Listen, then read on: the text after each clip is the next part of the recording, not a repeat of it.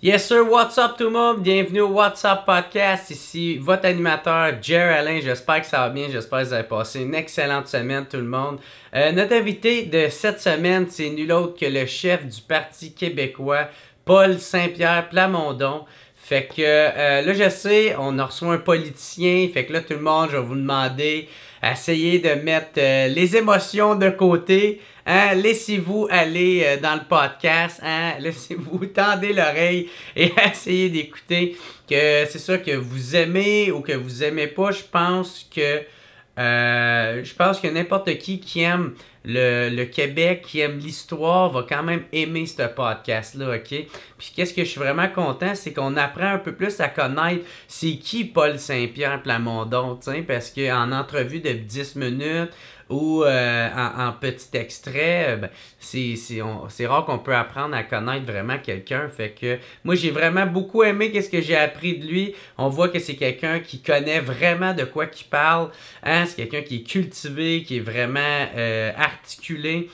Il sait de quoi qu'il parle, il connaît sa patente, comme qu'on pourrait dire en bon québécois. Fait que un gros merci à Paul Saint-Pierre Plamondon. Ça, juste avant que je vous laisse écouter le podcast, tout le monde, juste vous rappeler aussi, si vous aimez le podcast, vous voulez que ça continue, n'oubliez pas d'aller vous abonner au Patreon. Ça va faire en sorte que vous pouvez écouter tous les podcasts d'avance. Je vais recommencer à faire des lives dans pas long.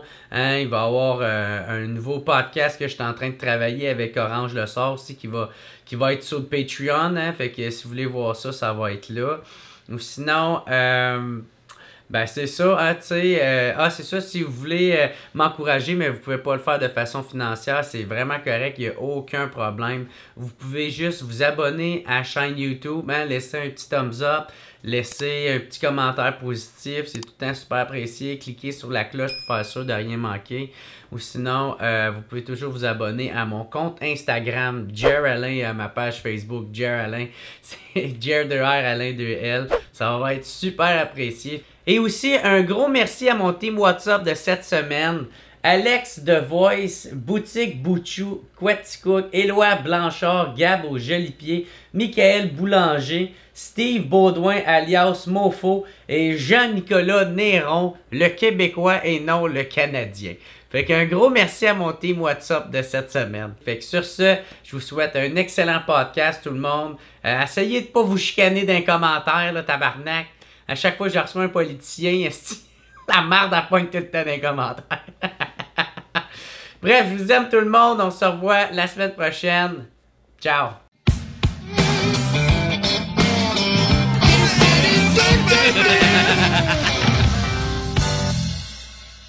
Fait que, what's up tout le monde? Bienvenue au What's Up Podcast. Je suis super content de recevoir mon nouvel invité, Paul Saint-Pierre Plamondon. Ça va bien? Ça va super bien. Très heureux d'être ici.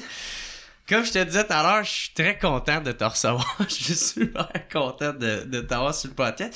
Puis tu me disais que tu trouvais ça beau de voir que un influenceur, dont moi en présumé,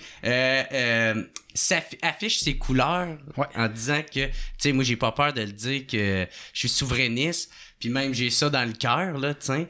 Fait que... Tu m'as dit d'arrêter d'en parler parce qu'on en parlerait à la caméra. Ouais, c'est ça, exact. Tout de suite, ce que je t'ai dit, c'est un de mes plus gros défis. On a une idée qui est vraie, une idée qui est ancrée dans notre histoire. Ça dure depuis les Patriotes, c'est une quête qui est belle. Mm-hmm.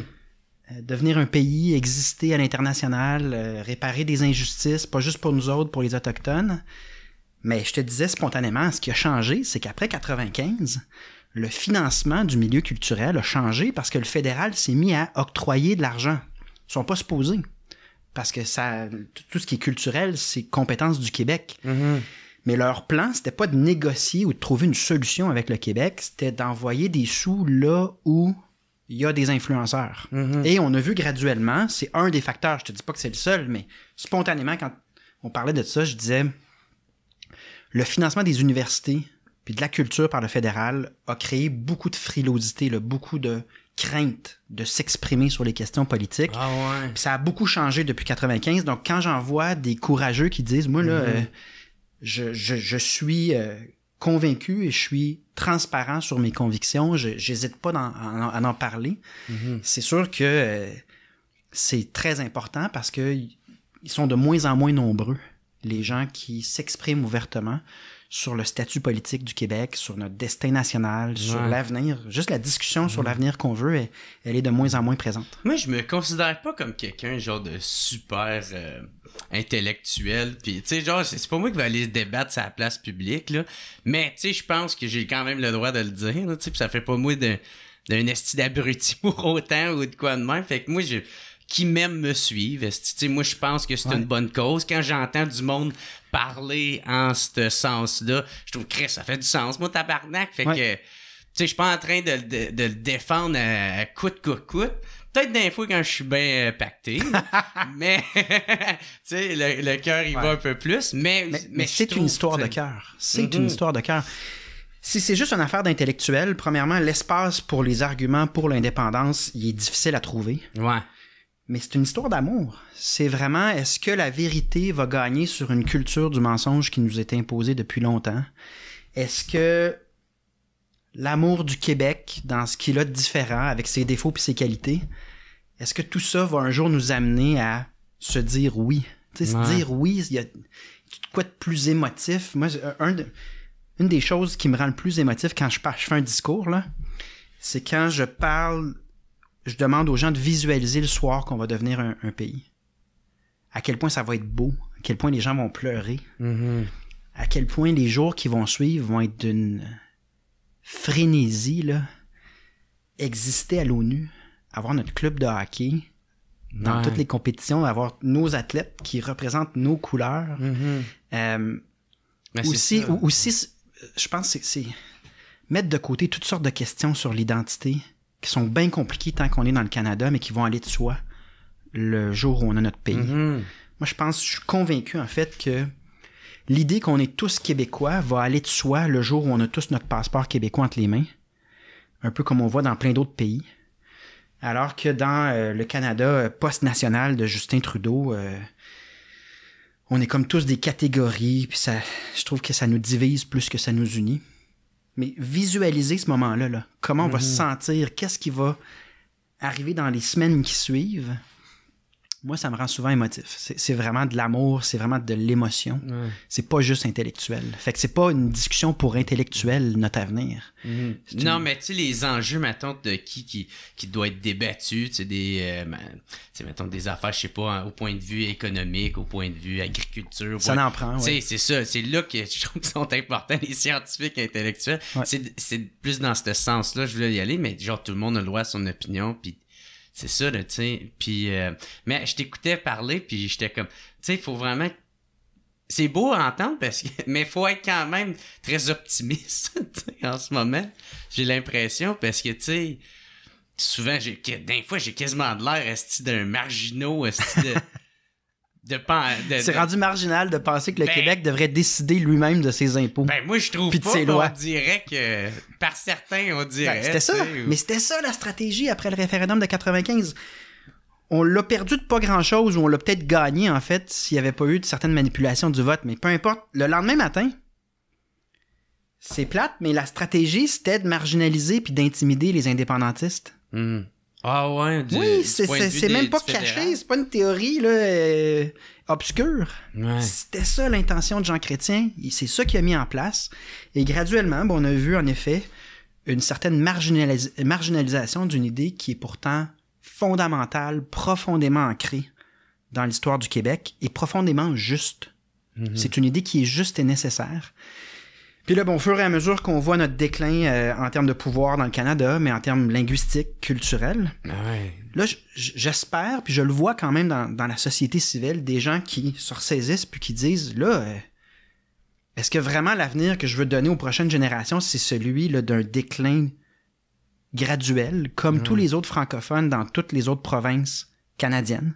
C'est ça, qu'on a ce qu'on veut. Puis si c'est pas ça qu'on veut, ben tout ça, est-ce que on va y consentir avec peut-être un peu version CAQ, là, c'est-à-dire enrobé dans du miel? Ou est-ce qu'on revient à la base? Est-ce qu'on reprend des discussions fondamentales? Donc, je sais pas s'il faut être optimiste ou il faut juste avoir le sens du devoir. C'est pas la même chose. Être optimiste ou jovialiste, c'est pas voir les choses en face. Avoir le sens du devoir, c'est regarder les choses en face, mais dire pour le bien de ma société puis pour le bien des autres générations, s'il y a une seule solution qui s'impose, je me fous des circonstances. Papineau disait « Fais ce que doit, advienne que pourra ». Puis c'était pas mal plus difficile d'être patriote à cette époque-là que celui en ce moment. Souvent, il y a des péquistes qui me disent, tu sais, des membres de longue date, qui me disent « Hey Paul, ça prend du courage, lâche pas ». Puis je les fais rire toujours avec la même blague. Je leur dis « Écoute, dans les générations qui nous ont précédés, tu sais, il y avait des gens pris dans une église à Saint-Eustache pendant que l'armée britannique s'en vient. » Il y a des gens qui ont montré plus de courage que ma génération. Là. Fait que juste dénoncer une idée qui va de soi, c'est un niveau de courage que moi, je trouve pas que ça me... Je fais pas pitié. Là. Ouais, c'est ça. Dans le temps, le hashtag fuck you, là, c'était le moins pire qu'être pendu dans un... Ben, tu sais... Je sais pas, là. Moi, c'est ça. Pour ceux qui, mettons, qui te connaissent pas ou qui apprennent à te découvrir en ce moment... moi, tu sais, c'est ça, je savais, tu sais, t'es le chef du Parti québécois en ce moment, puis j'ai lu toutes tes études, toute la formation que t'as. Chris, t'as de la formation en esti, mon gars. Chris, un bac en droit civil, puis common law à l'Université McGill, puis maîtrise en administration des affaires à l'Université d'Oxford au Royaume-Uni, puis certificat en droit international à l'Université de Londres en Suède. Fait que ça c'est... J'ai travaillé en Bolivie, j'ai travaillé à l'OTAN en Belgique. En fait, j'étais jamais au Québec dans ma vingtaine. Hey, fait que man, c'est-tu quelque chose que j'ai remarqué? T'as du background en esti, là. Ouais, mais j'ai remarqué un truc. Ceux qui ont beaucoup voyagé, là, je te parle pas de une semaine dans le sud, là. Mm-hmm. Ceux qui se sont essayés à s'intégrer dans une société à l'extérieur du Québec, qui sont revenus au Québec après, la grande majorité sont indépendantistes après. C'est quand... D'ailleurs, René Lévesque, c'est un bon exemple. Son journalisme, il y a plein de choses qu'il a faites qui l'a amené... Ben oui. Plus tu te rends compte du caractère unique du Québec, quand tu reviens, j'ai remarqué que ça attire beaucoup. Sur le plan de l'indépendantisme, là, il y a un lien entre les deux. Donc, à travers toutes ces expériences-là, j'ai comme posé un regard sur le Québec où je me disais... Il y a vraiment des choses qu'on fait bien, puis il y a vraiment des bouts de notre mentalité qui sont pas juste uniques, qui sont vraiment positives. Donc, peut-être c'est une des raisons de mon engagement envers une cause qui, peut-être pour l'instant, est pas aussi dominante qu'elle l'a été il y a 20 ans, mais qui est toujours aussi vraie, c'est que plus tu regardes... Tu sais, moi, j'ai vécu au Danemark, puis je vivais dans une famille d'un pasteur luthérien en campagne, puis j'avais des poulets, tu sais, j'avais 17 ans, puis il fallait que j'apprenne le danois. Puis tu regardes comment une société fonctionne avec un gros sens de l'équité envers les autres, une belle fierté de son drapeau, de son histoire. Puis c'est sûr que quand tu reviens au Québec, ben ça change ta perspective. Je poursuivais un régime corrompu en Bolivie, un ancien président de la Bolivie pour fraude et génocide pendant un bout. Puis... quand tu reviens, puis c'est l'époque de Jean Charest, ben évidemment que tu es plus allergique à la corruption parce que tu arrives d'un pays, puis tu as travaillé dans un pays que la corruption a complètement ravagé. Donc, c'est sûr que plus tu vas à l'étranger, puis tu regardes comment certains pays ont fait des choix ou ont fait d'autres choix, ça rehausse ton niveau d'engagement envers le Québec. Puis moi, j'en viens à la conclusion que on a vraiment quelque chose à bâtir, puis qu'on serait vraiment plus heureux et fiers si on était un pays parce que nos caractéristiques positives ressortiraient davantage qu'en ce moment. C'est comme comprimé dans le Canada, nos intérêts économiques aussi, dans le sens que on négocie pas en fonction de nos intérêts. Donc, on n'existe pas. Plus on voyage, plus on revient et on se dit, mais pourquoi cet endroit-là n'existe pas à part entière? Pourquoi on fait pas des choix aussi simples? Mais c'est ça, c'est comme un pays dans un pays. C'est un pays dans un pays, mais qui est quand même comprimé.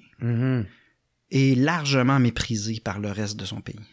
régulièrement. Mm-hmm. Ben, on l'a vu de plus en plus là, dans les dernières années, avec le débat fédéral, le débat des chefs fédérales. C'est un exemple.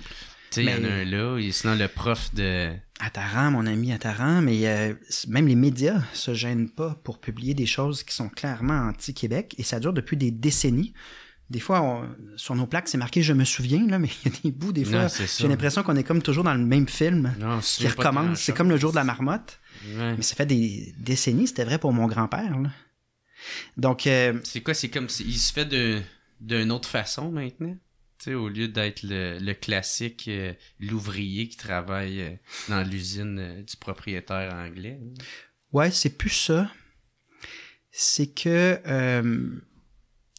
les théories de classification des gens par couleur de peau puis par religion deviennent la nouvelle doctrine pour dire qu'on n'est pas tous québécois puis qu'on on est un peu au banc des accusés avant que ça commence, parce qu'aux yeux du Canada, le Québec sera toujours une société intolérante à chaque fois qu'elle choisit de faire un choix différent de sa doctrine, mais sa doctrine est fortement idéologique. Là. Le Canada, c'est un endroit, quand tu compares avec le reste du monde, les débats qu'on a au Québec, ils existent dans un paquet de pays européens, il n'y a rien d'anormal.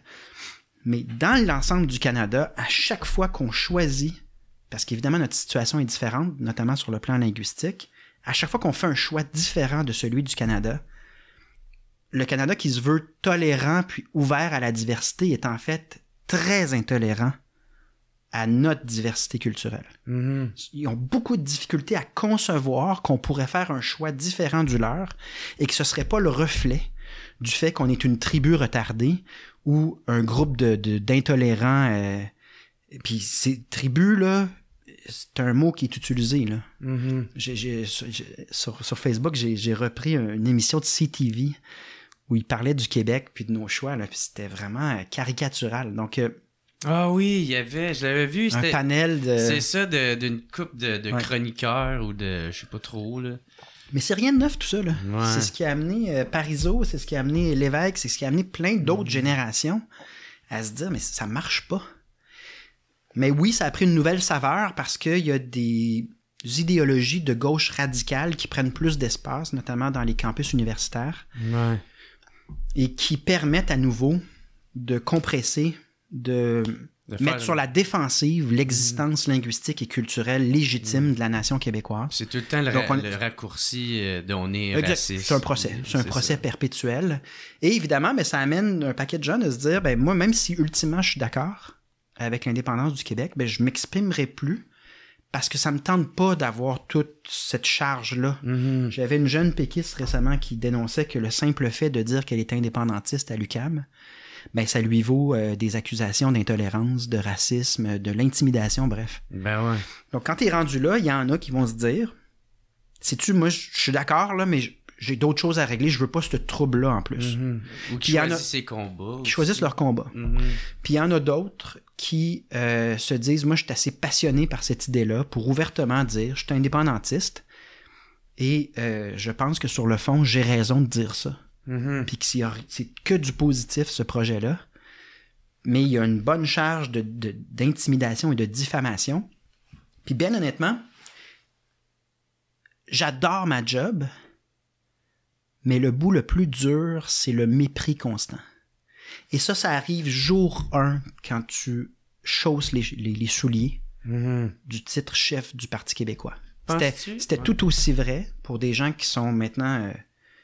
Prends Mme Marois, comment elle est appréciée. Mais quand Mme Marois était chef du Parti québécois, là, c'était très lourd comment on la traitait. Comment c'était... Mais prends tous les chefs du Parti québécois, même l'évêque là, qu'on idéalise souvent, en fait, on s'en sert aussi pour faire du signalement moral. Là, l'évêque aurait pas voulu ça, etc. Faut aller à l'espace René Lévesque en Gaspésie pour réaliser, il y a une section caricature sur René Lévesque. C'est d'une méchanceté. C'est méprisant le traitement de René Lévesque. Toute sa carrière, le gars a bien plus... On peut comprendre comment ce gars-là a fini avec des enjeux de santé, puis avec un moral qui était miné. Il y a une charge très forte sur le Québec en général. Je pense que le Canada ne se gêne pas. En fait, c'est la seule minorité sur laquelle tu peux taper sans qu'il y ait de prix à payer. Ouais, c'est ça. Mais en plus, c'est que ça se rabat sur le Parti québécois. Juste une petite parenthèse. Il y a une affaire caricaturale de René Lévesque, t'as dit?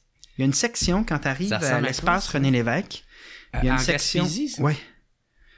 On pourra donner l'adresse précise. Là. Ben, j'y vais cet été. On va faire super bien fait, OK? L'influenceur va faire un vlog là-dessus. T'as une section cinéma, t'as une section où est-ce que tu te promènes dehors, mais t'as une section où tu peux consulter les caricatures sur René Lévesque. Puis ça permet de comprendre que l'histoire se répète de génération en génération. René Lévesque a porté sur ses épaules énormément de mépris et de méchanceté. Après... on l'a fait avec tous les chefs du Parti québécois, là. Le décès de Jacques Parizeau, le décès de Bernard Landry. Une fois qu'ils sont décédés, on ne dit que du bien de leur œuvre, puis on leur témoigne beaucoup d'amour. Mais moi, ça m'a beaucoup frappé à quel point il y a pu y avoir de la méchanceté et du mépris gratuit envers un homme qui avait déjà accompli tellement comme journaliste, comme vulgarisateur, et ensuite, dans le cadre de la Révolution tranquille. Sa feuille de route était... hyper solide et pour autant, quand on regarde le traitement médiatique et le traitement du parti envers lui-même, il n'est pas assez proche d'être évincé comme chef pas longtemps avant d'être élu. Non, ouais. Pour la première fois, avant de faire élire un gouvernement du Parti québécois. Donc, c'est important aussi de passer un peu de temps à essayer de comprendre ces questions-là ont évolué comment dans notre histoire, puis comment les générations qui nous ont précédés ont eu à peu près les mêmes défis qu'on a en ce moment. Pourquoi? Parce que tant que tu fais la même recette à gâteau, puis que tu mets exactement les mêmes ingrédients, bon, tu peux pas te surprendre que tu arrives encore à la case départ. Et il y a un peu ça avec la CAQ. C'est comme si on a une forme de lobotomie collective, là, puis on oublie ce qui s'est passé il y a pourtant quelques décennies. Puis là, on repart à zéro en disant « Hey, j'ai une bonne idée, on va faire des demandes au fédéral. » C'est comme si on n'a rien retenu. Puis que le film reprend comme le jour de la marmotte, avec exactement les mêmes résultats. Ils n'ont pas de gain. Ils nous ont promis un fédéralisme à saveur nationaliste qui fonctionnerait. Ça prend même pas 24 heures quand François Legault fait une demande pour que Justin Trudeau lui réponde un gros non, mais sans aucune gêne, là, sans aucune retenue. Là. Non. Et ça ira pas de mieux en mieux parce que notre poids démographique est appelé à diminuer. Le poids des francophones diminue partout. Donc, il est encore temps de se poser ces questions-là, mais il est surtout temps de passer en Gaspésie puis d'aller voir à certains endroits qu'est-ce que les générations qui nous ont précédés puis qui avaient les mêmes enjeux sur l'utilisation du français puis sur le pouvoir politique, à savoir que nos impôts s'en vont à Ottawa puis après, les décisions ne reflètent pas ce qu'on voudrait. Mais il y a des générations qui nous ont précédés qui ont vécu les mêmes choses. Puis je pense que c'est important de faire de quoi avec la plaque qu'on a sur notre voiture. Là. C'est marqué « Je me souviens ». C'est une bonne idée des fois de juste regarder ce qui s'est fait puis les conclusions qu'on devrait en tirer de ce que les générations précédentes ont vécu.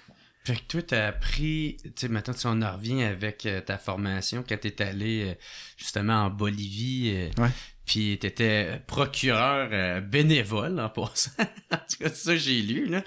Puis, ouais, fait que t'as beaucoup appris en étant là. Est-ce qu'à partir de là, t'étais souverainiste ou... Ben, j'ai voté oui à 18 ans, c'était mon premier vote, on était en 95, je suis né en 77. Puis après, j'étais pas souverainiste engagé.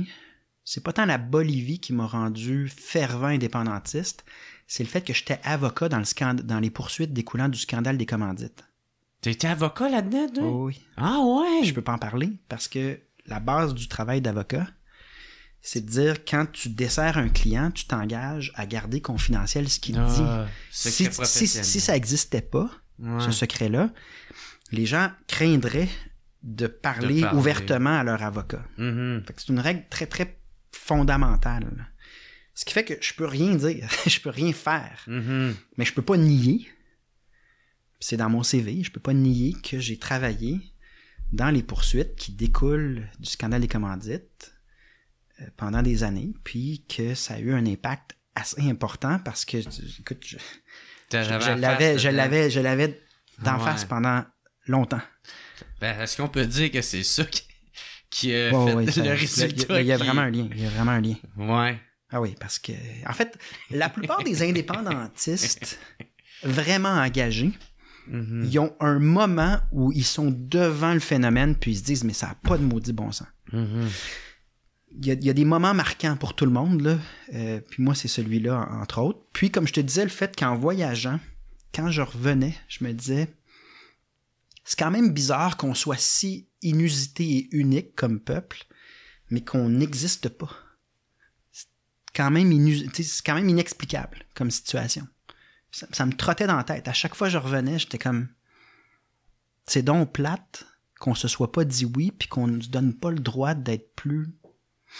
de rejaillir un peu plus sur le reste du monde. Ouais. D'être aussi pris, renfermé dans un Canada qui fait en sorte qu'on ne prend pas notre place avec la personnalité unique qu'on a, avec ce qu'on a de différent.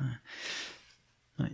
Puis, c'est ça, là, on le voit avec le déclin du français, là, qui est de plus en plus important. Comment t'expliques ça? C'est quoi les sources de tout ça? C'est la structure fédérale conjuguée à un changement démographique dans l'immigration. Tant que tu es dans une structure fédérale où plusieurs entreprises fédérales, même la perception des gens, souvent je me fais répondre, on est au Canada, c'est un pays bilingue. Pour justifier, là, supposons, l'utilisation de l'anglais dans toutes sortes de circonstances. Donc, le Canada crée un environnement où les attentes, c'est que une langue ou l'autre, c'est correct. Mm-hmm. Ce que ça donne, c'est comme à Ottawa, la fonction publique, c'est qu'à moyen long terme, tout le monde utilise l'anglais. Ouais. Parce que ceux qui n'ont pas maîtrisé le français, qui est une langue moins pesante, imposent l'anglais en disant « mais moi, je ne parle pas le français », fait que la rencontre commence, puis ça fait « good morning everyone »,« bonjour tout le monde », tout se passe en anglais. Donc, cet environnement-là de bilinguisme institutionnel, je parle pas de bilinguisme, là, apprendre une langue, là. Moi, j'en maîtrise 4,5, là. C'est super positif, maîtriser une langue. Mais le Canada impose l'utilisation des deux langues, crée même des politiciens qui parlent en bilingue. Donc, c'est sûr que si dans ce contexte-là, tu accueilles beaucoup d'immigration, et que cette immigration-là ne maîtrise pas le français avant d'arriver, les statistiques sont super claires. À peu près 1 sur 2 va évoluer en français à moyen long terme, puis l'autre moitié va choisir l'anglais. Donc, continue dans ce modèle-là pendant plusieurs décennies. Ouais, au Québec. Tu as un recul graduel du français. Mm-hmm. Et là, si tu le vois géographiquement, parce que l'immigration se concentre beaucoup, au Parti québécois, on a beaucoup parlé de régionalisation de l'immigration, entre autres parce que les besoins économiques se font vraiment sentir dans certaines régions. Mais c'est pas ça qui se produit, c'est que tu as une concentration de l'immigration dans la région de Montréal. Le Canada encourage également l'identité ethno-culturelle. Donc, les gens apprennent pas à se sentir québécois, même se sentent éloignés du Québec. Nous, au Parti québécois, on dit, mais pourquoi on n'accueillerait pas, en bonne et due forme, chaque Québécois qui nous a choisis en disant « Bienvenue au Québec ». Un accueil du Québec. Mm-hmm. Mais c'est pas ça qu'on fait, puis on se retrouve donc graduellement dans une situation, mais ça a eu lieu dans toutes les provinces canadiennes, là, ça. Il n'y a rien de différent. Plus ce modèle-là est maintenu, on voit un changement démographique qui va nous amener en dessous de la barre du 80% de francophones au Québec, ce qu'on n'aura pas vu depuis 150 ans. Donc, devant ça, je pense qu'il faut avoir des discussions sereines et objectives sur comment est-ce qu'un Québec indépendant gérerait les mêmes questions de manière à avoir une approche durable qui intègre dans notre spécificité linguistique tous ceux qui nous choisissent. Mm-hmm. Puis on a intérêt à réussir cette intégration-là, mais c'est pas ça le modèle canadien. Le modèle canadien, c'en est un de compartimenter. Celui de compartimenter chaque groupe par catégorie. Ça peut être des catégories des groupes religieux, ça peut être des catégories de couleur de peau ou de culture nationale d'une autre nation, mais c'est un modèle complètement différent de celui que je pense qui est souhaité par la majorité des Québécois. Puis en plus, on le voit souvent, tu sais, j'avais entendu un reportage drôle, c'était à Radio-Canada, ça parle, je me souviens plus c'est quoi le nom, mais maintenant c'était autant, tu sais, pas au point de vue professionnel, mais au point de vue, juste des fois, des relations amicales. Tu sais, t'en as un groupe de 4 qui parlent français puis sont capables de parler anglais, mais s'il y en a un qui arrive en anglais. Tout le monde parle anglais, tu sais. C'est comme ça que la fonction publique canadienne fonctionne. Mm-hmm. C'est comme ça que dans les banques ou dans les aéroports, tout ce qui est contrôlé ou géré par le fédéral, on retrouve un affaiblissement du français, puis l'anglais s'impose comme langue commune. C'est ça. Puis c'est ça qui nous attend. Ben ouais. Si on change pas... Il n'y a rien de mal à ce groupe-là, mais si tu regardes ça à long terme, ben c'est ça. Ça devient la norme. Ben, ça devient la norme. On va se faire... Donc à l'époque, à défaut d'avoir notre pays, puis que la langue officielle soit le français, le Parti québécois a mis en œuvre la loi 101, qui faisait ce constat-là, puis qui se disait, ben, on va mettre des normes pour que la langue commune soit le français. Mais rappelons-nous qu'à l'époque, ils se sont fait traiter de nazis. Ouais. Ils se sont fait intimider énormément. Et encore aujourd'hui, il y a des gens qui reprennent le discours que la loi 101, c'est une loi raciste ou intolérante. En fait, n'importe quel choix qu'on va faire pour donner une durabilité à notre spécificité linguistique et culturelle, il y aura des gens au Canada et même au Québec qui reprennent le même discours là, pour dire que c'est de l'intolérance, c'est inacceptable. Puis si on suit ce discours-là, ben on est condamné au déclin. C'est un lent déclin. Je pense que c'est Falardeau qui disait c'est longtemps là, décliner puis mourir. Ouais, là. c'est ça, un peuple qui meurt, c'est long. C'est long, pénible. longtemps. C'est longtemps puis c'est pénible. Ouais. Donc là, on a un choix. Puis c'est le même dilemme, la même confrontation. Puis tantôt, tu disais, t'es optimiste. J'aime penser que c'est pas grave de faire des erreurs, puis que comme peuple, on est capable d'apprendre de nos erreurs, qu'on peut voir les référendums comme une trilogie, qu'on peut voir des épisodes encore bien plus héroïques. Il y a quelque chose de têtu quand même chez les Québécois, là. C'était improbable qu'on se dote d'une société qui parle encore français à travers toutes ces années-là dans ce régime britannique qui est devenu le Canada, là. Mm-hmm. Puis en même temps, il y a quelque chose en nous qui veut juste pas mettre la POC dans le net. Tu sais, tu bâtis le jeu, tu fais tout l'effort, le goaler, il est couché par terre. Faut juste que tu mettes la POC dans le net. Ouais. Pour vraiment mettre derrière toi là, des années d'injustice, mettre derrière nous des années d'insécurité. Mm-hmm. Pourquoi on jase en ce moment d'insécurité linguistique? C'est parce qu'on regarde les données, puis on regarde le système dans lequel on est, puis on est obligé de regarder la vérité en face. Mais le plus beau cadeau qu'on pourrait donner à la prochaine génération, c'est de les libérer de ces discussions-là. Mais pour une raison que je ne comprends pas, tant en 80, mais encore pire en 95, parce qu'on avait la chance un peu de tirer des leçons de 80. Là. En 95, le filet était grand ouvert. Puis on a décidé de ne pas tirer, de ne pas mettre la rondelle dans le filet. Donc, il y en a devant ça qui se disent, ben regarde, on va accepter qu'on a perdu, puis on va accepter notre sort. De se faire assimiler. Ouais.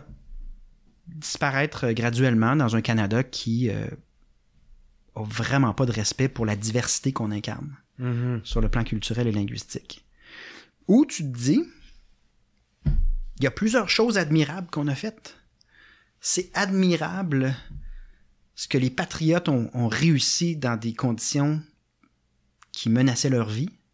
C'est admirable l'espèce de culture canadienne-française qui a été capable de, contre toute attente, de maintenir une espèce de continuité dans notre mentalité, notre culture, évidemment la langue. C'est admirable d'avoir tenu 2 référendums sans qu'on se tape sur la tête, comme l'ont fait plein de pays dans le monde. Donc, des guerres civiles, de la violence. Nous, au Québec, là, on est capable de tenir les mêmes débats.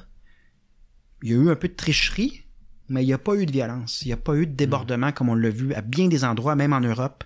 Il y en a plein des exemples tragiques. Nous, au Québec, on a été capable de gérer ça. Puis, on a obtenu grosso modo 50% en 95. Donc, si on prend un pas de recul puis on part l'horloge à partir de 1837 ou même avant, 1763, si on retourne loin puis on prend la mesure de tout ce parcours-là, ben il y a une façon de voir les choses où est-ce que tu te dis, ben c'est des étapes, ce sont des étapes, puis tout ça, il faut avoir confiance que ça va finir dans quelque chose de juste, quelque chose de beau, quelque chose de un beau grand moment où toutes ces étapes-là ont du sens, trouvent leur sens. Parce que sinon, tout ça est insensé. Tous les efforts de générations précédentes deviennent absurdes. Puis là-dedans, il y a aussi la prise de conscience du sort pour les nations autochtones qui sont également pris dans le même régime qui ne bougera pas. Là. La loi sur les Indiens, là, à chaque fois, je me cogne la tête. Là. Moi, ça existe encore. Ben, voir si ça va changer dans le Canada. Mm-hmm. C'est un produit colonialiste. Le Canada, c'est ça. Puis ils ont beau faire des mises en scène puis des larmes de crocodile, là, ça change pas. Quel est le seul scénario où, pour également les nations autochtones, les choses changent?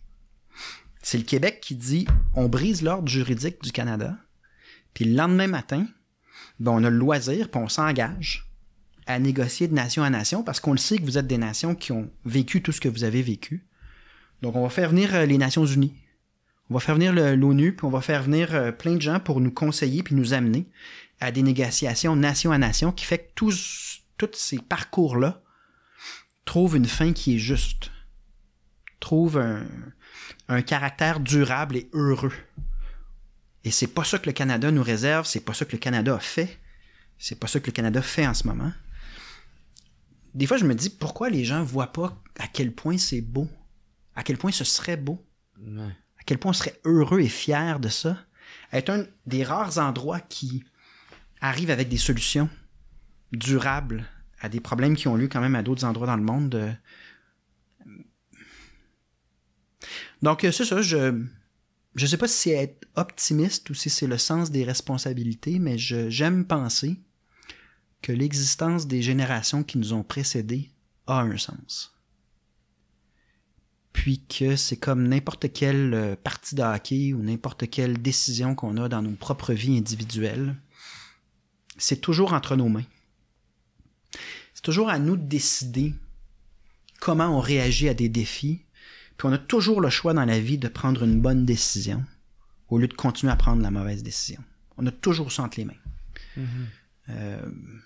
Puis après, je peux rien garantir. Tu sais, je ne sais pas comment on va évoluer comme société, mais j'aime voir les prises de conscience récentes sur le français. Ça n'existait même pas il y a 5 ans. J'aime voir de plus en plus de personnes dire « Sais-tu, là, moi, j'ai du temps pour l'indépendance du Québec, là, puis je me cache pas. Puis non, ça me tente pas de me faire intimider. Puis non, j'accepte pas le mépris, parce que la cause que je sers, elle est juste. J'y crois, puis j'ai droit au respect. » Mais il y a ça à vaincre, j'ai l'impression. Beaucoup de mépris. Je te parlais du mépris envers le Parti québécois, mais le mépris envers la cause, en général, il existe. Puis ça va prendre des gens assez forts pour être debout puis dire, ben, tu peux m'en donner du mépris, tu peux essayer de m'intimider, mais je bronche pas. Puis il y a d'autres générations qui ont réussi ça avant nous. Je vois pas pourquoi on serait pas capable. Ben, tu sais, tu sais, t'as parlé du référendum de 95, puis tu sais, on peut apprendre de nos erreurs. Justement, qu'est-ce qu'on a appris du référendum? On a-tu appris quelque chose? Qu'est-ce qu'on a appris de 95? On s'est réfugié dans le mensonge. C'est quoi Jean Charest? C'est pas ça.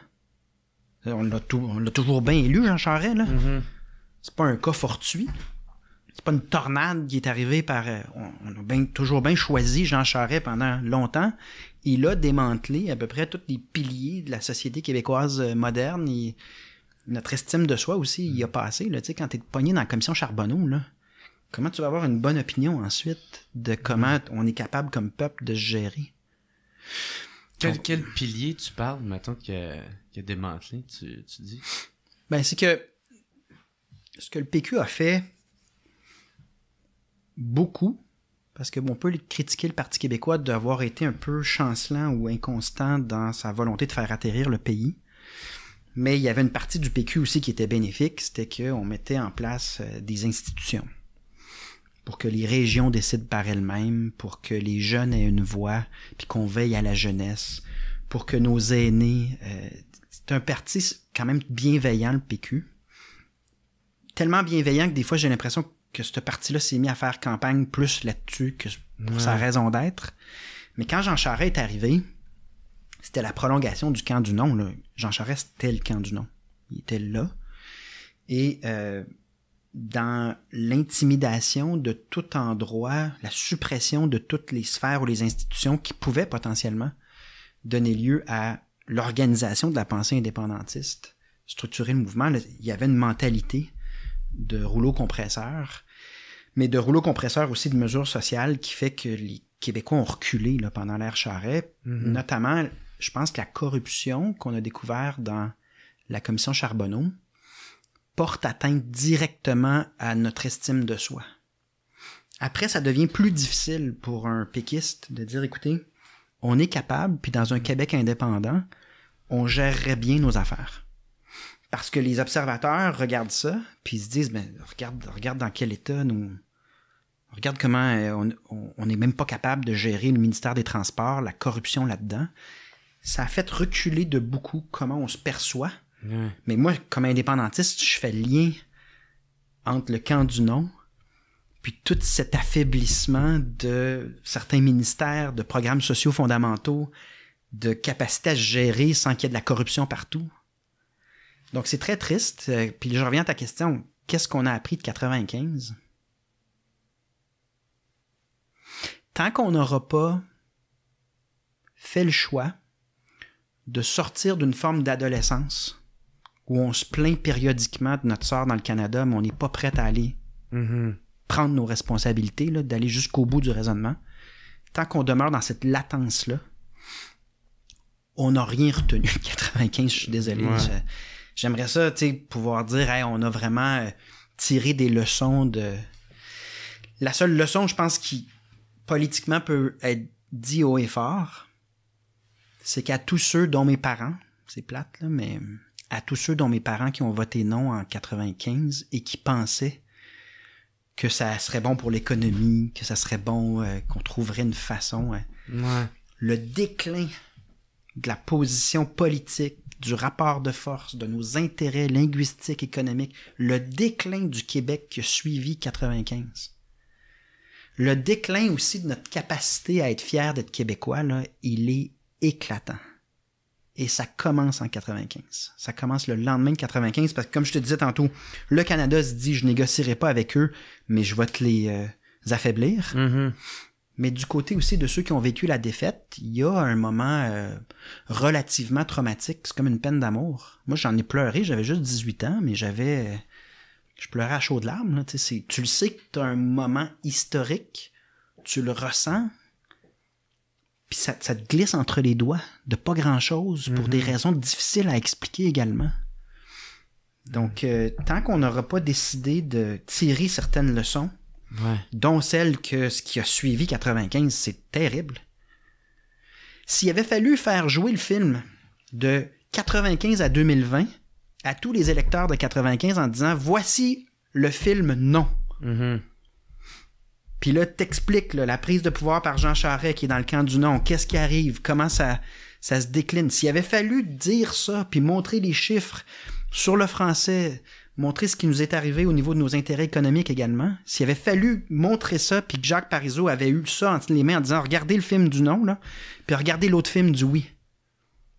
On a gagné le championnat du monde en telle année, puis dans un conflit armé à tel endroit, on a été le pays qui a agi comme facilitateur pour trouver un engagement de paix. Puis Tu parles de quel pays, là? On est dans une politique fiction. Ah, ok. Je pensais qu'il y avait vraiment... Non, mais n'importe quel conflit... Moi, je vois le Québec, c'est parce que dans mon imaginaire, puis je pense que c'est pas juste de l'imagination, c'est fondé sur notre personnalité. Je pense qu'on aurait une armée très réduite, mais on aurait un grand rôle diplomatique à jouer parce qu'on est un peu Joe Bontemps. Là. L'esprit québécois, il est beaucoup plus utile pour se jaser que pour prendre dans un rapport de force. Là. On ne sera jamais une armée dominante, on n'a aucun bagage de domination militaire. Là. On a été dominé toute notre histoire, mais je nous vois, moi, comme facilitateur dans des conflits. Mais bref, s'il y avait un film du non puis un film du oui, puis que l'électeur de 95 avait pu, si mes propres parents avaient su, il aurait voté oui, voyons donc. Fait que je peux pas croire que tous ces événements-là ne trouveront pas un sens un jour. ce serait vraiment absurde. Et comme à d'autres époques où il y a eu du découragement, ben c'est comment tu recraignes le monde puis tu dis arrivera le moment où tout ça a du sens. Puis où est-ce qu'il y a une justice. Mm-hmm. Mais quel atout, mettons, que le Parti québécois aurait aujourd'hui qu'il n'y avait pas dans le temps, qui pourrait aider? Parce qu'en même temps, il y a dans le fond, deux questions. Là. C'est parce que moi, on dirait, je me dis, Chris, la première fois, c'était en 80, ça a été genre quoi, 40% que... Ouais. Puis après ça, c'était à 49, ouais. qui est quasiment 50. Ouais. Puis je fais, la troisième, 60? ben ça va là-dedans. En plus, avec tous les scandales qu'il y a eu, que par la suite t'as sorti, ça aurait aidé. Ouais. Fait que je suis comme, pourquoi qu'il n'y en a pas eu, esti, tu sais? Mais c'est facile pour moi de poser la question, là, mais... Ben, la question, c'est un peu ce qu'on discutait. Ce dont on discutait, c'est... Ils se sont mis à affaiblir. Il y a une stratégie d'affaiblissement c'est ça, de tout ce qui permet... Alors, regarde Radio-Canada, le nid à souverainiste. Mm-hmm. Qu'est-ce qu'ils ont fait? Ils ont tassé le monde qui s'affichait puis qui parlait ouvertement, qui incarnait ces idées-là, puis on a vu une transformation de Radio-Canada qui aujourd'hui est rendu le porte-voix des idéologies puis des points de vue dominants dans le reste du Canada. De l'Union canadienne. Mais pas juste ça, de la doctrine trudeauiste. Ouais. Il y a eu une transformation à Radio-Canada, comme il y a eu une transformation dans le milieu culturel puis dans les universités où ils ont dit... C'est la mentalité du scandale des commandites. J'ai de l'argent, en passant, c'est notre argent. Là. Ils prélèvent l'argent chez nous, puis une fois qu'ils l'ont dans leur poche, au lieu de nous le renvoyer en santé, parce qu'ils sont mis à arrêter de dépenser dans certains endroits qui nous revenaient, ils sont mis à le dépenser à des endroits où, comme dans les commandites, si tu prends mon drapeau du Canada, puis tu répètes les préceptes du Canada post-national, ben voilà ton drapeau, puis voilà le chèque qui va avec. Une fois que tu as le chèque, par contre, si tu veux continuer à avoir cet argent-là, je veux jamais t'entendre parler d'indépendance. Ça crée une espèce de hyper-prudence dans certains milieux qui, historiquement, étaient totalement engagés envers l'indépendance. Ah ouais. Pas qu'ils ne le pensent pas. Tu sais, je me promène dans Marie-Victorin, là, des artistes, il y en a dans Marie-Vic, là. Ils le pensent. Ouais. Mais est-ce qu'ils vont être prêts à sortir? Ben là, tu as des conseils d'administration, du financement, toutes sortes de considérations où le fédéral a mis en œuvre sa stratégie, non pas pour négocier ou trouver un terrain d'entente avec le Québec, mais bien s'assurer. Puis c'est même pas caché, là, c'était volontairement transparent, supprimer cette idée-là avec notre propre argent.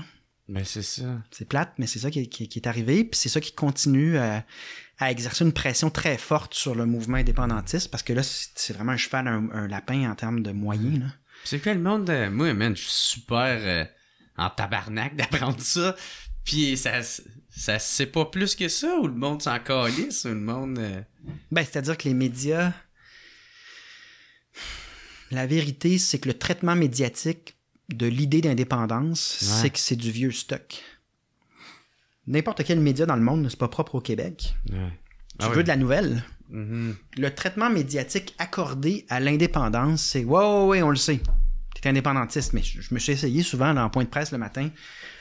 Une grosse sortie là, où est-ce que je parle de l'indépendance puis de tel point, mais les chances que ça se transforme dans un article que tu vas lire demain matin, des fois on réussit, mais c'est somme toute très difficile de ramener cette idée-là dans l'espace public. Et donc, il va falloir innover, je pense, si on veut. J'ai ressorti les nouvelles pancartes du oui, mais il va falloir innover dans notre manière d'avoir cette discussion-là. Puis c'est pour ça que les forums où est-ce qu'on a le temps de jaser ont beaucoup de valeur, parce qu'en général, ta clip, elle dure entre 5 et 15 secondes. Ben, c'est ça. T'existes à travers ton une clip. Extrait, là, Puis ça, c'est quand t'existes comme parti d'opposition, parce que dans les dernières années, on s'entend que l'espace est restreint pour des raisons qu'on peut comprendre. Là. Quand t'es en pandémie, les gens parlent de ça. Mais bref, ce sont souvent des choses qui s'expliquent ou qui se discutent à travers plus qu'une clip de 15 secondes. Ouais, mais c'est un défi, c'est un défi qui me trotte dans la tête souvent. Comment est-ce qu'on peut avoir des discussions intelligentes, complètes, alors que les formats ne nous permettent pas de rejoindre bien des gens donne peu de temps aussi à ce genre de questions-là. Mais je vois un changement quand même. Je suis à nouveau optimiste. Je trouve que dans la chronique, je trouve que dans certaines sphères, la discussion reprend de l'espace. Ce que je voyais pas il y a 10 ans. Faut jamais prendre pour acquis que parce qu'une situation est comme ça en ce moment, que ça va être encore ça dans 5-10 ans. Tout peut changer. Donc peut-être qu'il va y avoir un appétit renouvelé à un certain moment pour qu'on puisse, dans l'espace public, faire des sorties ciblées sur la volonté précise, spécifique, de faire atterrir le pays. Ouais. Moi, en tout cas, j'essaie de travailler fort dans ce sens-là. Je fais mes extraits, j'invite des invités à en parler, à en jaser. Ouais. Puis, parce que c'est ça, moi je crois à ça, je trouve que c'est une esti de bonne idée.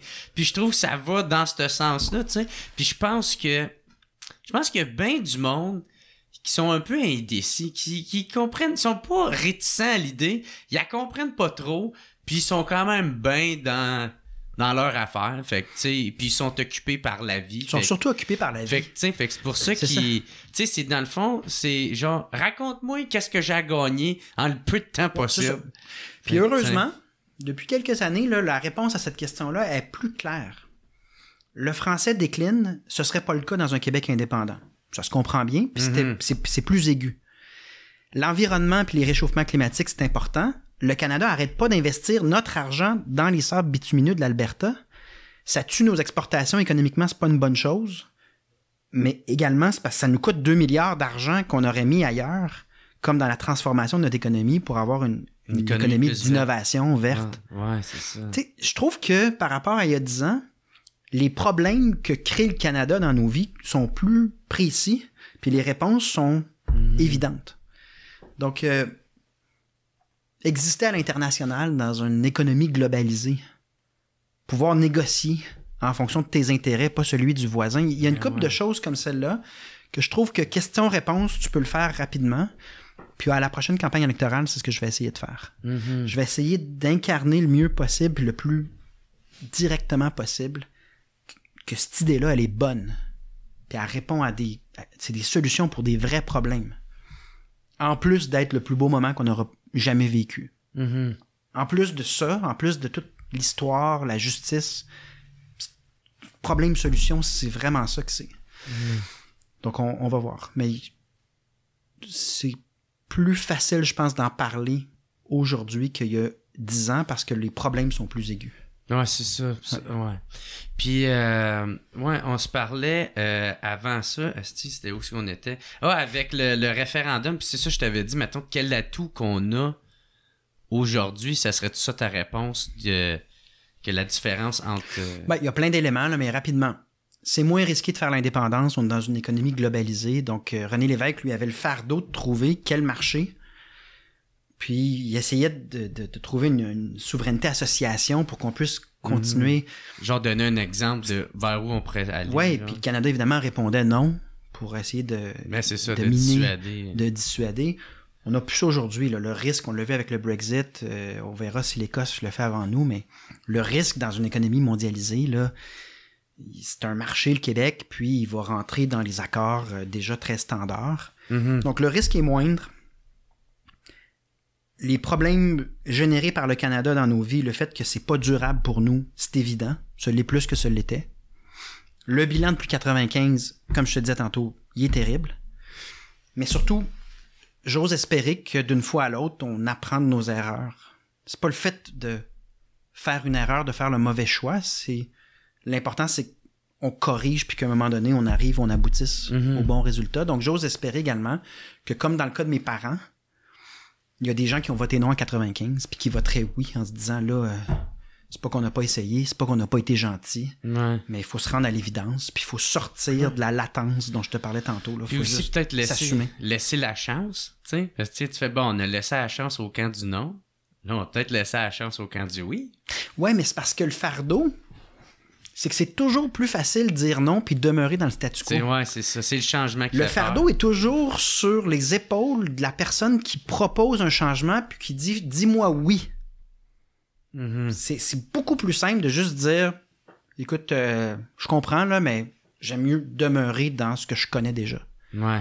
Donc, c'est pas une bataille égale là-dessus non plus. Mais j'ose espérer qu'une fois que tu as essayé 2 fois quelque chose, puis que le bilan est vraiment pathétique, ben, on gagne en maturité comme peuple. Puis on se dit, là, tous ensemble, on va se donner un autre projet de société. Puis ce que j'adore le plus dans ma job, c'est être dans un cégep ou une université pour parler de ce point-là.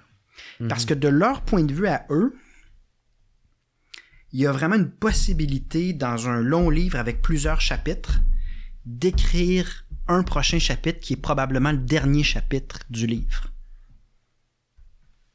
C'est eux qui tiennent le crayon.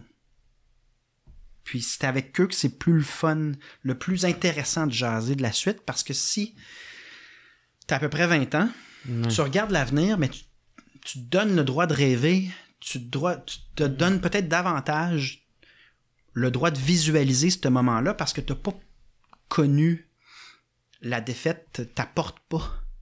C'est dans cet environnement-là que j'aime le plus donner des conférences puis leur parler parce que les yeux deviennent très allumés.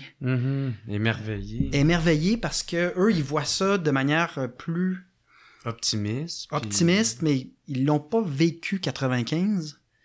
Et quand tu dis il y a plusieurs chapitres passionnants à cette histoire-là, mais il y a un chapitre qui est pas écrit. Puis c'est à vous le crayon. Tout de suite, on sent beaucoup d'intérêt, mais un regard qui est très allumé. Parizeau, d'ailleurs, faisait ça. Hein?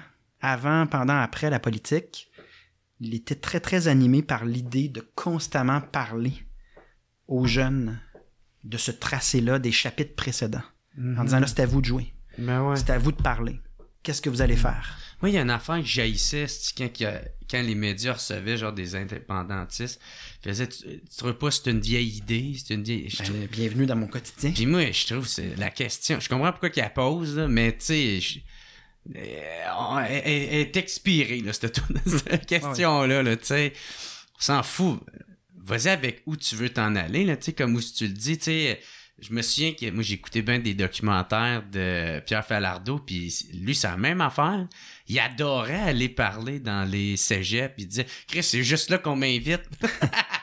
Ouais. Fait que tu sais, en tout cas, puis moi je suis pas surpris là, de voir qu'est-ce que tu me dis. Là, mais c'est parce que si tu sais que sur le fond t'as pas d'argument, puis que l'autre a raison.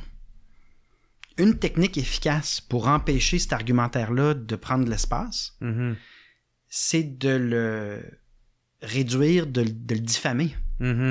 Parce que ça t'empêche de discuter du fond de la question. C'est vieux, c'est fini. On le sait. Ça t'empêche d'arriver dans le dialogue de fond, à savoir, ben les faits, c'est ça. Puis on a raison dans cet argumentaire-là, à moins que vous ayez un argument qui tienne la route. Il n'y en a pas. Donc, ce qui reste, c'est l'intimidation, la diffamation, le mépris. Et c'est particulièrement aigu quand on incarne le Parti québécois. C'est clair que c'est une partie importante de la stratégie fédéraliste. Ouais, ça, parce que quand t'en parlais tout à l'heure, tu parlais justement de ça.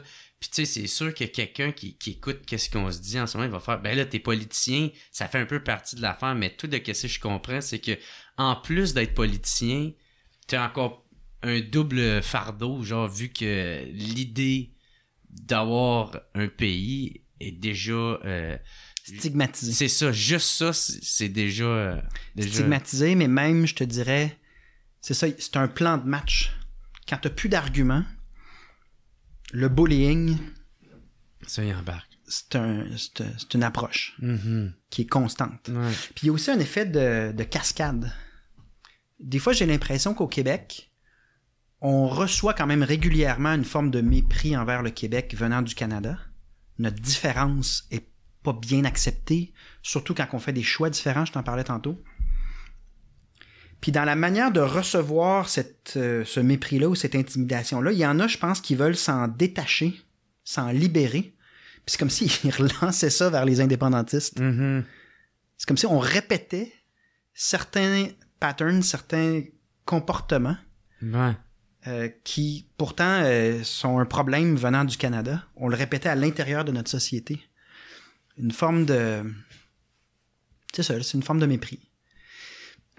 chose qui n'existera plus, à mon avis, le jour où on a notre propre pays, les factions, les divisions qui sont générées par ces dynamiques-là vont, à mon avis, disparaître. Ou en tout cas, vont s'améliorer. Fait que là, tu sais, tout ça découle de quand on parlait du déclin du français. Ouais, c'est ça, on s'est jamais rendu à... Parce qu'il y a un deuxième facteur aussi qui est la loi 101 dans les cégeps. Là, ouais. Dans le fond, c'est l'exode des étudiants français pour s'en aller dans les collèges anglophones ou aller étudier en anglais. Là, exact. Ça, il y a plusieurs cégeps qui le dénoncent. On est rendu à une trentaine. Ben, c'est ça qui est beaucoup plus que la moitié. Parce que c'est quoi? C'est 48, je pense, cégeps qui est au Québec. En tout cas, bref. Fait que, tu sais, il y en a beaucoup plus que la moitié qui le dénoncent. Eux-mêmes, des professeurs qui le dénoncent. Fait que, ouais. Ça a été très drôle parce que pour faire une loi, pour modifier une loi, il faut que tu fasses une commission où tout le monde peut être entendu, puis tu fais venir des experts. Puis là, chaque parti politique écoute, pose ses questions pour s'aider à prendre une position précise. Au final, il y a juste le Parti québécois qui trouve que le projet de loi 96 pour améliorer la loi 101 va pas assez loin. Mais le paradoxe, c'est qu'il y a le Parti québécois et tous les experts, tous les démographes qu'on a entendus sont tous venus dire, puis tu sais, des gens comme Guy Rocher, là, des monuments également là, de notre société, sont venus dire... On évalue les mesures qui sont sur la table en ce moment, puis comptez-vous pas d'histoire. Ça ne renversera pas le déclin du français au Québec, particulièrement dans la région de Montréal. Par contre, si on ajoute une série de mesures, là, le statut bilingue des villes, la loi 101 au cégep, améliorer également certains éléments de la langue du travail, entre autres les entreprises à charte fédérale qui échappent en ce moment complètement à la loi 101. S'il y a certaines choses de plus qu'on fait, ben là, peut-être qu'on peut au moins stabiliser la situation. Il y a évidemment la question de l'immigration, à savoir est-ce qu'on accueille des immigrants francophones ou pas. C'est une variable importante. Donc, on se retrouve un peu seul à vouloir la loi 101 au cégep et d'autres mesures. Et en même temps, on parle d'indépendance en se disant, ben, on veut être un pays, je pense que évidemment, ça aiderait énormément la langue française. Mais dans l'intervalle, on veut à tout le moins renverser le déclin, là, parce qu'à ce rythme-là, ça va aller quand même assez vite. En plus, avec le vieillissement de la population, tu sais, s'il y a de plus en plus d'immigrants qui ont le choix de parler anglais, tu sais, c'est sûr et certain que ça... C'est sûr, certain que ça s'en va vers ouais, puis il y a le déclin du français. Il y a le problème de la masse critique aussi. C'est que des fois, ça s'accélère plus vite que tu penses. Si dans un quartier donné, ou dans une partie de Montréal au complet, il y a de moins en moins de traces du français, même quelqu'un qui choisit le Québec et qui voudrait l'apprendre va se retrouver dans une situation où, en fait, il n'y a plus de contact suffisant avec cette langue-là puis la culture québécoise pour avoir une interaction qui te permet de l'apprendre. Il y a un moment où ça devient impossible. C'est un peu le problème bêta et VHS. Là, ça me rajeunit pas, mais si tu as deux technologies, puis à un moment donné, tout le monde est rendu avec un VHS, tu as beau avoir des cassettes bêta, ça marche pas. Donc, tu vas finir par te dire, ben, je vais mettre aux poubelles mon bêta, puis je vais m'acheter moi aussi un VHS. Les mêmes choses avec les technologies plus récentes ont lieu. Il y a toujours une concurrence à un moment donné entre deux technologies équivalente. Ouais. Puis t'arrives dans une situation où il n'y a pas de masse critique de celle que tu utilises. Moi, ça serait le DVD puis le Blu-ray. Le Blu-ray, le DVD, plus récemment, un média social versus l'autre, MySpace versus... Ça arrive tout le temps, ces dilemmes-là. Puis, je pense qu'il faut pas sous-estimer que quand t'arrives à un point où le français est pas utilisé dans certaines parties de Montréal, t'as une accélération du phénomène où la personne allophone va évidemment choisir l'anglais parce que même si la personne voudrait, il n'y a juste pas de contact. Puis c'est ça qu'on a vu dans d'autres provinces canadiennes. C'est que il y a un moment donné, il n'y a pas de masse critique. Fait que... Ben, en tout cas, moi, je trouve que c'est vraiment comme des sujets importants à jaser, puis qui d'autre de mieux que le chef du Parti québécois pour venir en jaser. C'est ça ma job, puis quand j'ai l'occasion d'en jaser pour la peine... Ouais, ça, puis qu'on te laisse le temps. Ouais, puis on se laisse aussi le temps d'imaginer d'autres choses. C'est rare l'espace pour visualiser une société meilleure. De ce temps-ci, c'est pas évident parce que les gens visualisent pas mal le pire. Ouais. c'est pas une époque optimiste, là. J'ai l'air un peu d'être le seul optimiste dans une époque où, même sur le plan de l'environnement, il y a des gens qui ont de l'air à accepter que ça va chirer. Et moi, je pense qu'il faut vraiment choisir l'espoir. Tout le temps. Si tu as le choix, choisir l'espoir, même si c'est pas évident. Entre choisir l'espoir ou accepter le déclin, choisir le pessimisme, il me semble que juste pour notre santé mentale, là, puis pour les autres générations, choisir l'espoir. Moi, j'ai une question, c'est parce qu'on dirait que là, le gros problème, mettons, avec tous ceux qui rêvent d'indépendance, c'est qu'il y a comme...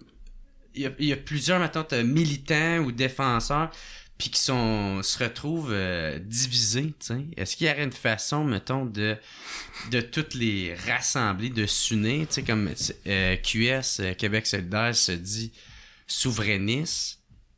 Est-ce qu'il y aurait une façon de tout unir, justement, pour arriver au même ça semble improbable. Commun? Ça semble improbable. C'est parce que du côté de Québec solidaire, au moins la moitié de leur électorat est en fait fédéraliste. On le mesure d'un sondage à l'autre. L'autre élément également, c'est que Québec solidaire, à la fin de son programme, c'est marqué indépendance, mais c'est l'indépendance dans les conditions de leur projet de société. Il y a vraiment plusieurs conditions. Ils ont une vision très précise de la société qu'ils veulent.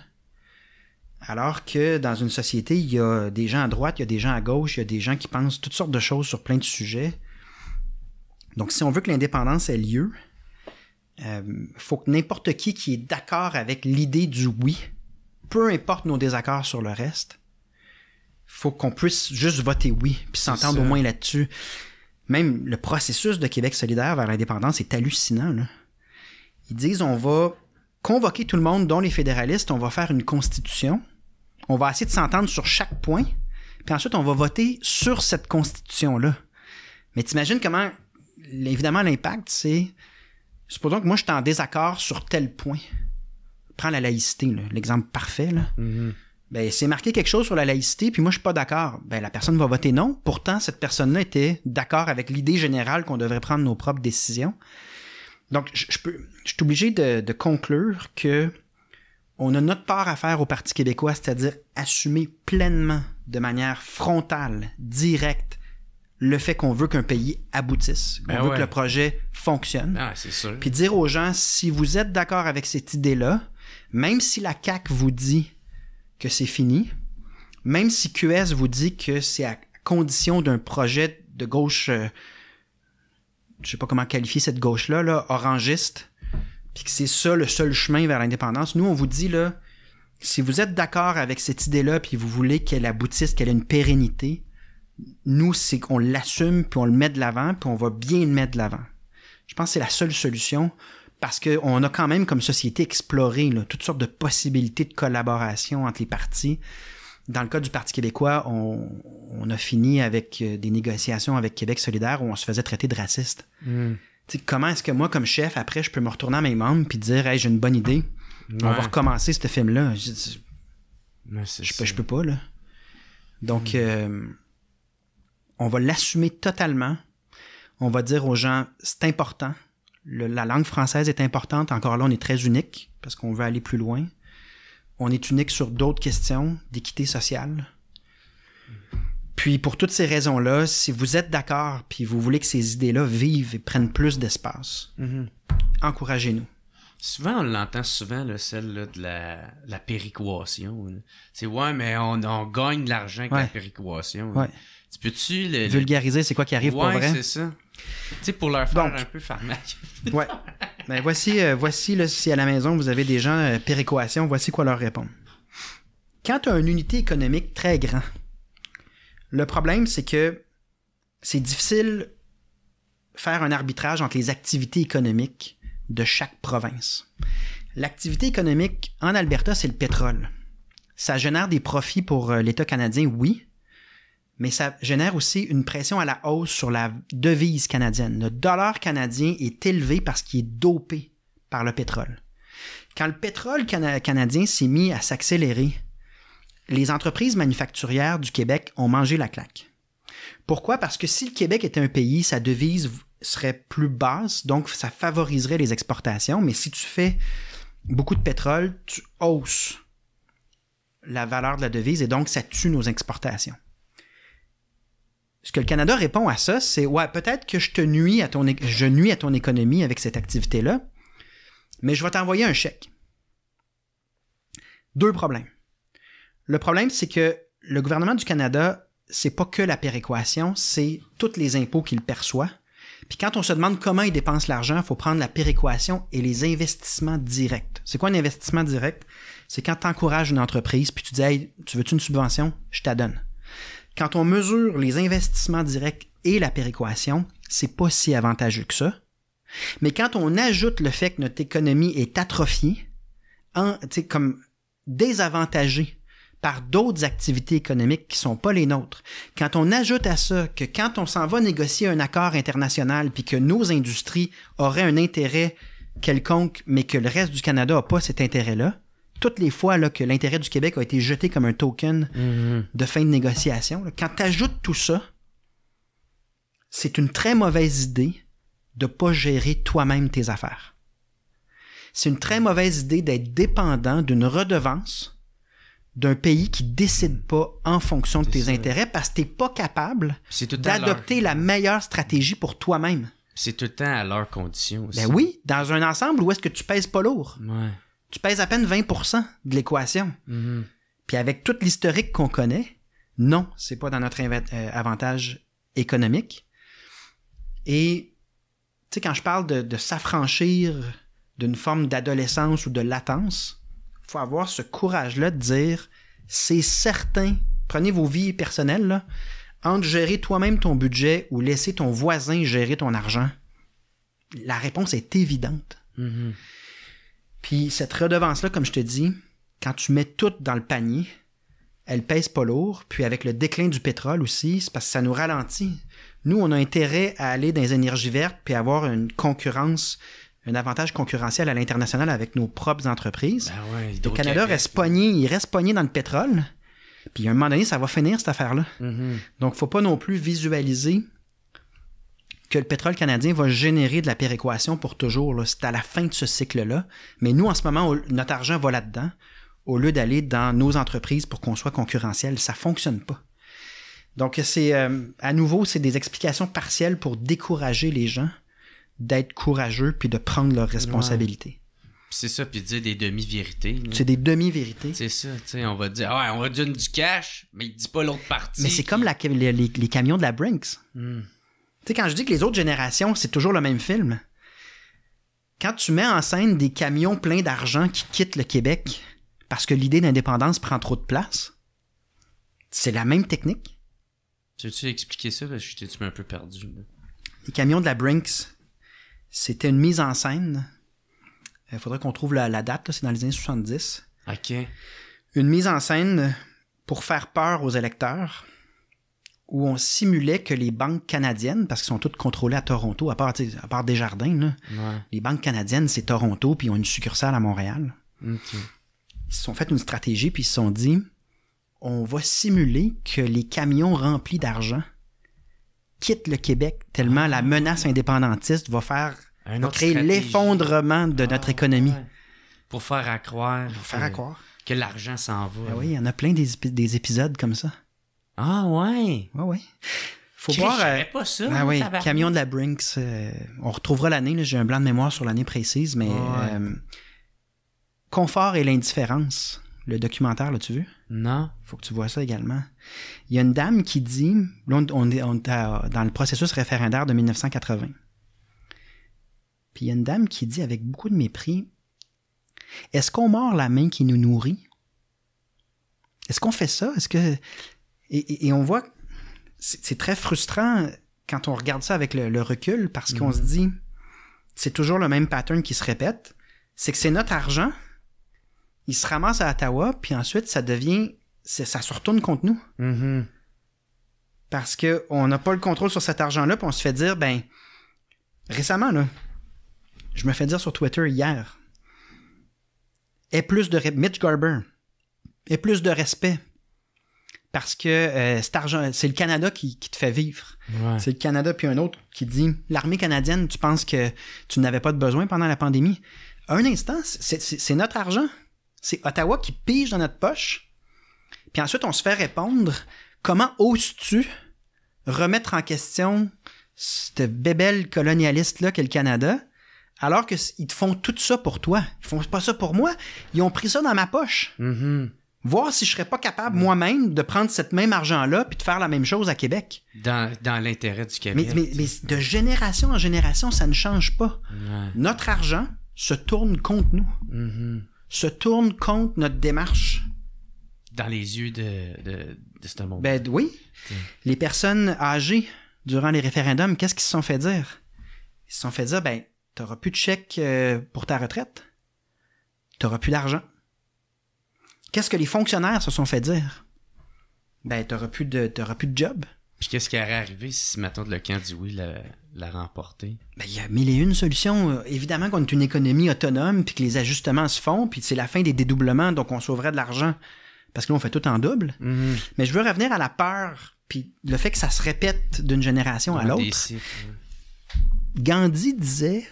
En fait, Gandhi, c'est le champion du monde par excellence, là, parce que c'est le seul à avoir réussi à sortir de l'Empire britannique avec une approche parfaitement pacifique.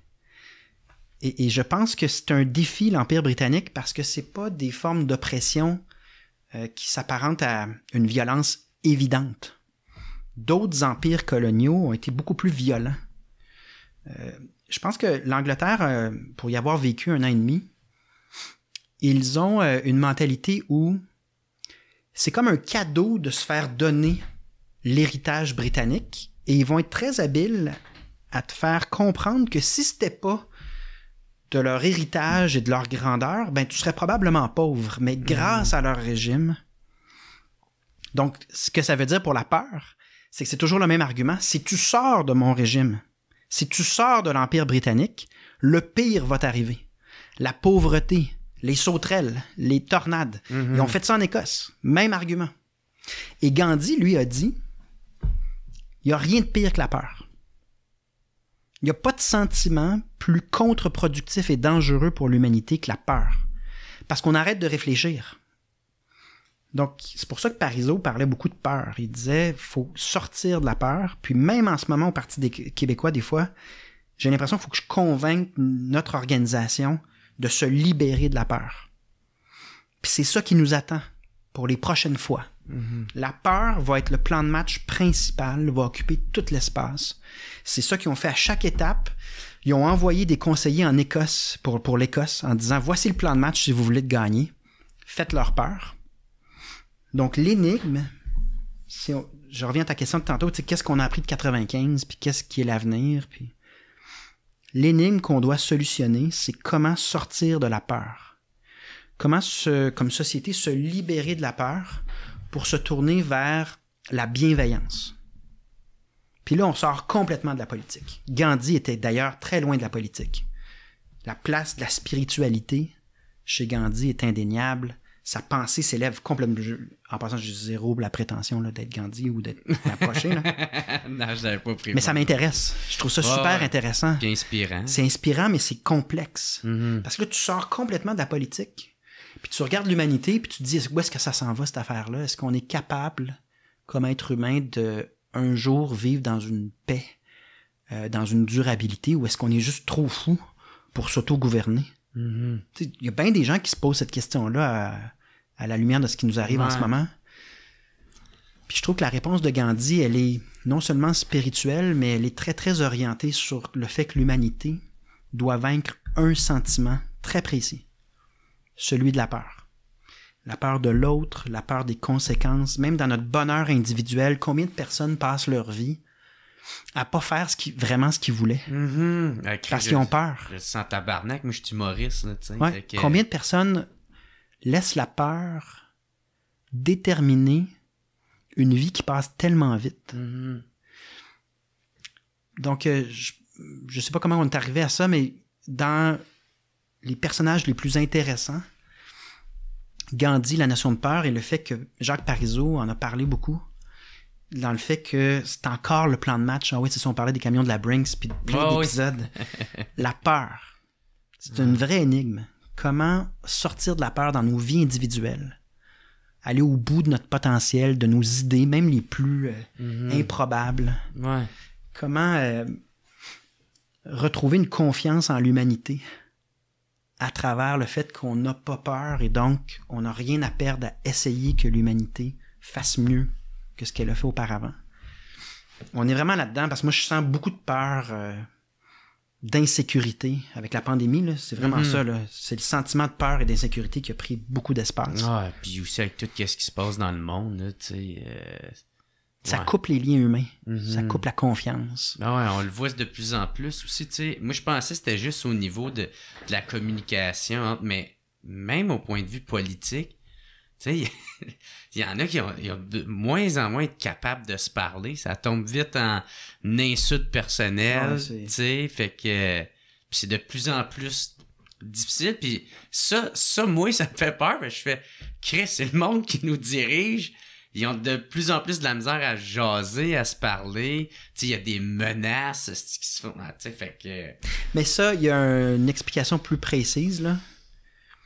C'est vraiment que les médias sociaux puis la logique commerciale dans l'information a complètement pris toute la place. Oui, ça, les algorithmes, comment ils sont faits. La journée que c'est l'algorithme puis le nombre de clics quand c'est un média, là, nombre de clics sur l'article qui gouverne comment tu gères l'information politique. C'est ça. Écoute, moi, je pense pas que ça marche. Là. Ben ça marche pas à moyen long terme. Je sais pas comment on va en venir à bout. Ça va être ancré dans... Ben, c'est que tu vas arriver dans une sphère politique où pour exister, faut que tu dises ce mot de trop-là. Parce que ça va générer un clic ou ça va exciter l'algorithme. Mais là, le dialogue devient complètement impossible. Ouais. Tu peux pas avoir un dialogue avec quelqu'un que tu viens d'insulter. Donc là, on le voit, là. C'est partout... la polarisation, les superlatifs, parce que c'est cette logique-là qui gouverne l'information. Et là, le pire là-dedans, c'est qu'au niveau de la santé mentale des gens, moi, j'ai des amis que je respecte sur le plan intellectuel, que je respecte sur le plan des valeurs et qui me disent, là, sans aucune hésitation, écoute, Paul, j'écoute plus les nouvelles. Plus capable. Pour me préserver sur le plan de ma santé mentale, j'ai arrêté de m'informer. Donc, si les politiciens, les médias, puis évidemment, je pense pas que Facebook va avoir une remise en question, là, mais si les médias sociaux, toutes ces sphères-là ne se remettent pas en question pour prendre conscience que là, on est en train de faire fuir tout le monde, puis que cette logique commerciale-là nous mène dans le mur parce qu'il n'y a plus d'intelligence, il y a juste des tomates puis des espèces de façons de se faire valoir avec des insultes ou je sais pas quelle niaiserie. Si on prend pas conscience puis on travaille pas sur une réforme, moi, je le vois pas, là. Je vois pas où est-ce que ça s'en va. Il y a une détérioration dans plein de pays de la qualité des politiques publiques. Puis c'est sûr que c'est lié avec ça. Donc, ça, c'est un autre sujet. Moi, j'ai pas peur de ça. Encore une fois, il y a des solutions. Mais là, il faut commencer à en parler, là. Parce que moi, j'ai trop de témoignages autour de moi de gens que je me dis, s'il y a une personne qui est informée, c'est bien toi. Puis la personne, elle répond, moi, là, je suis plus capable. Puis, de mon point de vue, ben, ça m'empêche d'avoir le dialogue qu'on a toi puis moi aujourd'hui, avec les lecteurs qui écoutent, et puis personne qui écoute. Donc, on n'est pas à bout de trouver facilement toutes les solutions, mais ça vaut la peine qu'on en parle. Puis, à nouveau, on est toujours mieux de choisir l'espoir puis la recherche de solutions que de choisir le pessimisme. Puis là, tout le monde rentre chez eux, puis attends quoi, tu sais? C'est tellement triste. Donc, on va voir comment ça évolue. Moi, je trouve que ça close bien le podcast d'aujourd'hui. Un gros merci au chef du Parti québécois, Paul Saint-Pierre Plamondon. Y a-tu de quoi que t'aimerais plugger ou t'aimerais dire si le monde veut te suivre ou le monde voir s'il y a de quoi que t'aimerais parler? Non, on a vraiment parlé de l'essentiel. Donc, l'essentiel, c'est que si vous êtes indépendantiste puis si vous aimez la langue française, le Québec, faites-le savoir. C'est ça, une année électorale. Si vous êtes capable vous-même, de manière individuelle, de vaincre la peur, plusieurs choses peuvent se produire. Mais faites-le savoir. Donc, à suivre. Hey, un gros merci pour vrai. Fait que, merci beaucoup tout le monde d'avoir écouté. On se revoit la semaine prochaine. Ciao tout le monde. It's the What's Up Podcast. What's Up Podcast? What's Up Podcast? Avec Jeremy Alain. Yeah! Poum, poum, poum, poum, poum.